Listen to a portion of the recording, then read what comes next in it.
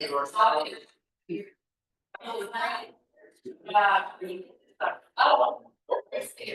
up here somewhere. I feel like it's such an intimate relationship. So I was joking with Marsha, this is my 4th year now with the Camdenton Chamber. And every year I come to share a chamber update. I was like, PowerPoint, but pretty much been the same ones. Look at the next wall again. You don't need to take the PowerPoint, but I really wanted to bring some updates. I did bring some annual reports too. That's actually a publication we produce every November. We have an annual membership meeting. It kind of highlights what the chamber is working on over the past year. So if you put on top of that, I'll put it by the door for you today. But it really, to summarize, the last time I was here, which was June of last year, I believe, July, so I based my report on June. So we've actually welcomed 60 members to our organization, which now makes our total membership count at 366. We had over 20 plus Rotary companies since June of last year, celebrating whether it's new businesses or seasoned businesses with a milestone, maybe a new location, new ownership, so forth. We're always focused on networking, and we provide ongoing education for our business, like speech.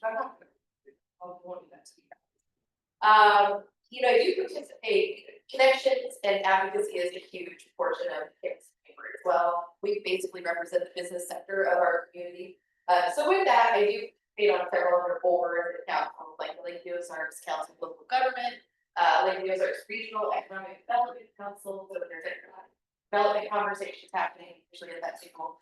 I also put up various school advisory boards with the LCTC, the high school business classes, and just trying to make sure that I'm connecting our educators with our business sector, because obviously, we want our youth. The trend is they go off to college and they don't come back until later, or they come back at all. And so we really are trying to figure out ways to encourage our youth to stay local and maybe off college, and for sure come back. And so connecting our students with the businesses while they're still in high school has started a new trend that wanting to come back. Now the generation is looking for quality of life versus other aspects of it. So why I think young adults, they don't even care about benefits, which is really scary. They don't know what games and health insurance. That's not important. They want to make sure that they can have a flexible work life. They want to make sure there is quality of life, water sports, golfing, and they have the quality of life. Very fortunate there. And so it's reminding our locals that our place nation, and making sure that we have new careers for them too. So economic development is really important. We love that we're continuing to grow. Camdenton has a lot of growth specifically, and all over the Lake area. It's really hospitality. Some of our students, they don't want to work at a hotel or work at any tour. So, our board that group, Regional Economic Development Council, a lot of times we're focusing on working with sites like this, on bringing other businesses into our community. And we're also working with our elected officials to make sure we have the infrastructure to support that. So it's kind of like the chicken or the egg, but we're working on both sides to make sure that we're growing. Let's see here. All right, existing programs and achievements. So this will kind of summarize. So we're going to start from June, the last time we presented. I'm going to kind of go and order the different events and activities that we have. So the Ozarks Air Show, it happens every September on the even year. So sure, we don't have an air show this year. Bring a little bit, but last year showcase the record. We had huge success, record-breaking numbers both on the attendance as well as the sponsorship, as well as the accident entertainment. So if you were there, hopefully you got to see that we brought in 810, which we see them fly over the lake all the time. They're doing their practice runs while one actually landed at the Camdenton Lake Regional Airport because of our strong committee that recruited and has great military connections. So we were able to offer a meet and greet, if you're an aviation enthusiast, that was a big deal. It was very cool. But what we also, one of the biggest challenges we faced is parking. It was not really unexpected. It was a gorgeous day. Our average crowd for your show was about 7,000, 7,800 those are big, so important that you show up. 14,000. So there was some parking done in fields that I did not have approval for. Very helpfully on like, okay, we have something here. Like, we need to take your this. So we had every event we have a post event wrap up meeting right away while everything's fresh. I literally, all that activities are happening and issues. So we worked out for a really big year in 2026. We're expecting to be here again, and I think we've overcome the challenges. They did run out of food in the period, but it was like the last hour. So that's not bad. Not taking much home and or having to throw it away. So Air Show was great. Then Christmas on the Square. That's an event that's not necessarily recognized as a chamber of commerce. It came from chamber event. A lot of people publicly they think it's the city or the county that puts it on primarily because we host on the county grounds of their lawn. But it is an event that the chamber puts together. We coordinate. We have a very strong committee of volunteers that help us bring this out. We welcomed over 1,000 folks to the lawn, courthouse lawn. We do a tree ceremony on Friday. It's always the first Friday in December. And then that Saturday from 11 until 1, we bring in over 20 nonprofit organizations that have different kid activities. So they have offerings that are free. So families that come in, but it's also a great opportunity for that organization to get exposure. So it's a win-win for both. And of course, Santa Claus getting escorted by the Mid-County Fire and the city police, and so it's always a big hit too. Then after Christmas, we are usually before Christmas, we're focused on our home visits and Lake Living Expo. It's a great show that we've been producing for decades now. Last year, I think this year, 25. So February this year, we had some crazy weather the week of, and so things went down a little bit. We still had over 1,200 primary and secondary homeowners come through the door, and we had a sold out show at farm business. 104 businesses, 104 vendors. So it was still a great year. The vendors are survey all of our folks after each event. We want to make sure that they're happy with what we're producing, and it's not broken. You don't need to fix it. If it's broken, you know. And so our vendors were really pleased with the quality. So it wasn't really about quantity. I like to hear that. I want to make sure that we track some new marketing, we track our zip codes, like the attendees come in, it's a pre-show, we can come in and browse, but we do track their zip code. So we did some very specific targeted marketing this year, which really brought back that quality attendance. So let's see here. Then the Dogwood Festival, and it's not just the carnival, it's not just the vendor way, it's not just the break, it's also this Tonka pageant, the littleness, the Mister, the team. There's a lot tied to that event. And then even there's other organizations like the Camdenton Museum, they hosted dinner theaters in collaboration with Pancake Breakfast brought back this year. So a lot of other organizations try to jump on board for the week of Dogwood Festival to really try to orient the community together, bring other people outside to our community. So it was fantastic this year. We did have I don't want to say a record year for Carnival, but this was my 5th Dogwood Festival that I produced, and it was up 10% from the other 4. So Mother Nature quality. And all our chamber events are all outdoors, so it's like I have so many gray hairs because like 24 hours it's showing tornadic weather, hail, sleet and stuff. Let's see here. So focusing more some of community events that we do feel good. They help bring professional income to help provide to the chamber to keep us operating. We are a membership-based organization, and so we do try to focus on other programs that are. I didn't even have. Okay. So we do an issue breakfast meeting every other month. We collaborate with the Lake area and the Lake West Chamber of Commerce. Collaboration is something that is important. We are our own unique communities. I know I have less than 3 chambers, and then I used to have actually it's 5 if you count sales and Elton. But it really, we collaborate together, we work together, we sit on different boards together as unity, as one voice for the Lake Ozarks. But there's a lot of ways if you look at the different communities these chambers in, and they're so vastly different. There's so many different strengths and opportunities that Lake Ozark or glory, and so. There is a reason there's multiple chambers, and there was talk about merger years ago, but it was like I asked the person, you can ask, where would the office be? If merge them all together, where's the office? Well, it's show their over here. So anyone here, you're still gonna be paying to cover overhead and all of that stuff. But because of that desire decades ago of merging, chambers do collaborate a lot. state. So it is great. We try to make sure that we are bringing our members all together to represent one Lake Ozarks community. But we are also still focused on serving our direct. So workforce development. Now, obviously, representing the business sector, the big challenges that they have is the workforce. And so those are key priorities I have personally when I'm spending my time on chamber work. You'll find me heavily involved in the workforce side of it. One great accomplishment from last year, and it's in that annual report, is it was a project I took on right before COVID. It was a Tri-County Certified Work Training Initiative. I led it with, she's now retired, the CAPQ species with the educator in LBC. But we worked toward getting our 3 counties certified work training, the national readiness program. It's something that site selectors, when you've got developments looking at communities, but they were relocating a factory or a large business, the first thing to look at is the workforce and like healthcare education. And so becoming a certified work ready community, the ups the bar. I remember when I saw the presentation years ago, there was a picture of Missouri and there was a white dot in the middle of the state. That white dot was Camdenton and Morgan County.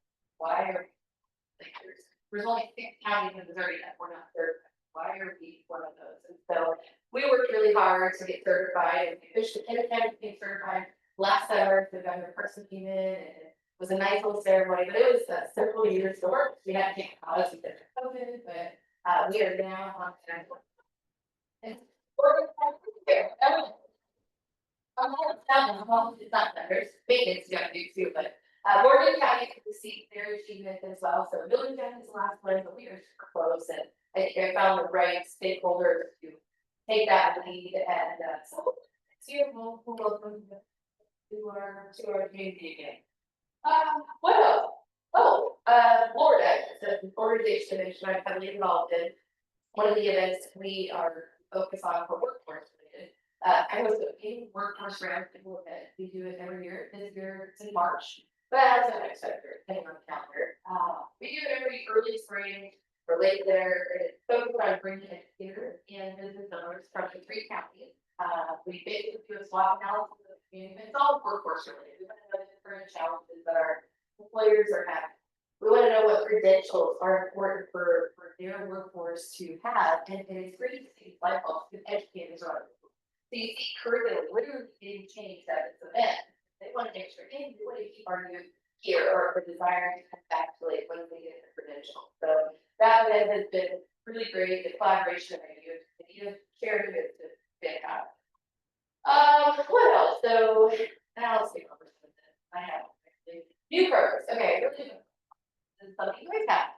So last fall, our board of directors, we did a planning session. We brought in a representative from Missouri Chamber of Commerce.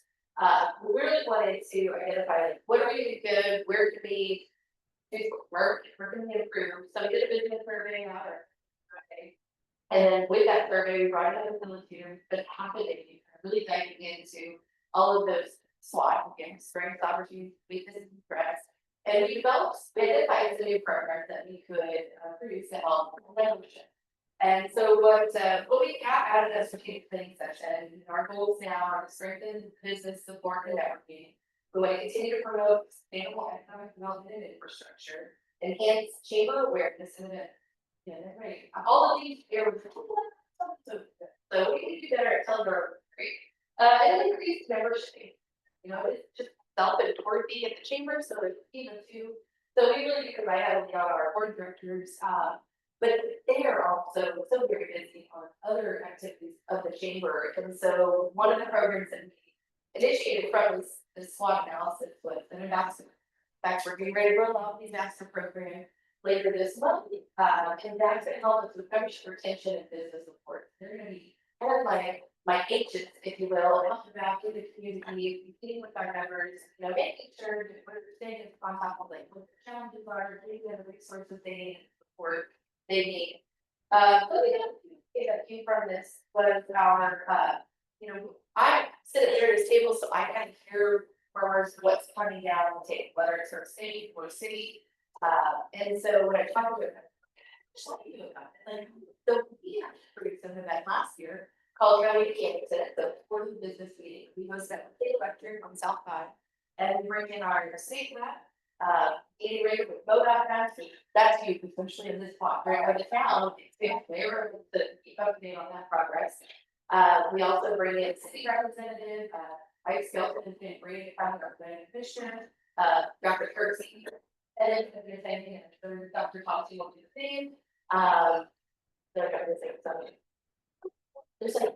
So, you know, all of these leaders that the decision makers, they are coming to us, that for our members and our businesses, areas highlight what's coming down the pipeline, so everybody's aware.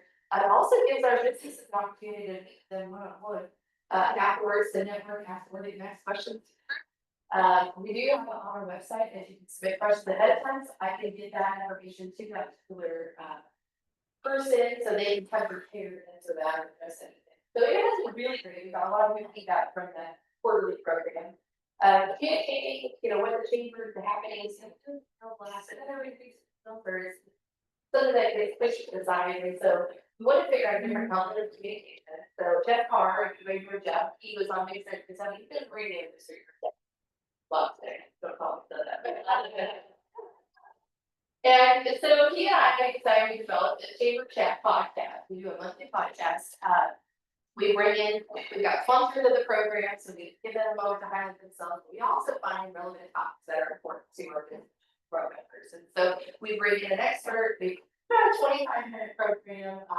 It's been really great. This is our first year doing it. We're down in our first show in early February. We actually visited analytics on the traffic that we've seen, and it's been very impressive. We're super excited. So I feel like that's another outlet that our members stay up to date on what's happening in the chamber.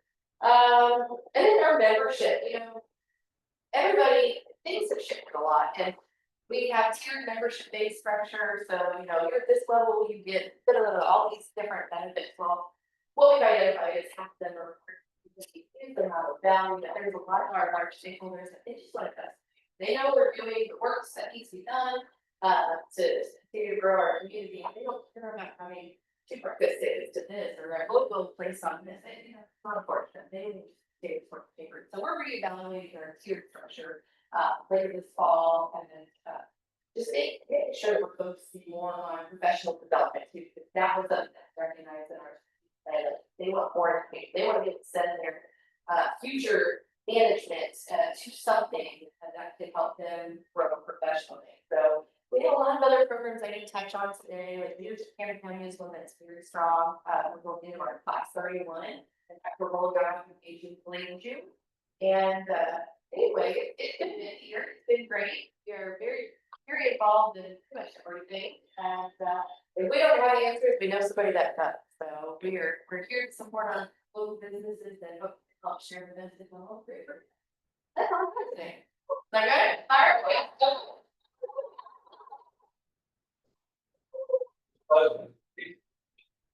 She well, I don't know, y'all have some plans to Ace of issues. go chamber social. I thought it was a really good turnout. 7 folks show up for that. That was over at Old Pier. Great job, but it was, yeah, we really wanted to be at the cabana, but of course, Mother Nature, families are for events, so we always do that. And yeah, they did a great job hosting it. But yeah, the crowd, it was a good variety. It was Big small change. yeah, I was super pleased with that. So yeah, it's like collaboration. We do social together, we do breakfast meetings together.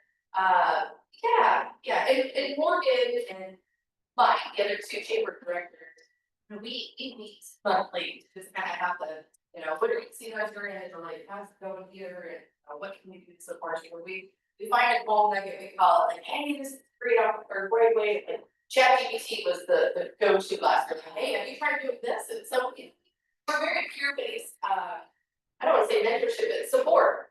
Really have some great support. So that last case, like it was, you think the important subject that there. He showed this.